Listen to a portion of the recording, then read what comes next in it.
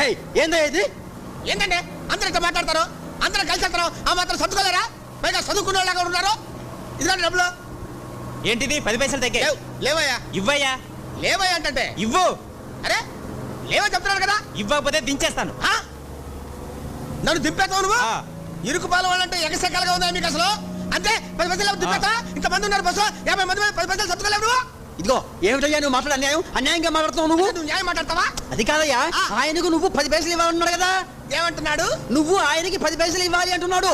అయితే ఇచ్చే. నేను ఎందుకు ఇస్తాను? నా దగ్గర లేవుగా. నాకేం సంబంధం? మరి నువ్వు ఎందుకు మాట్లాడావు అసలు? ఉత్తినే. అసలు ఇవ్వలేనాడు. నువ్వు ఎందుకు మాట్లాడావు అసలు? సారీ. బస్సులో ఎంతమంది ఉన్నారు, వాళ్ళు ఎవరు మాట్లాడితే? మేము మధ్య ఏదో మాట్లాడుకుంటాం, మేము ఏదో సర్దుకుపోతాం. మొత్తం నీకు ఎందుకు అసలు? అది కదన్నా, 10 పైసలు లేకపోతే సర్దుకోవాలి కదా. మరి నువ్వు సర్దుకోపోతే ఎట్లా?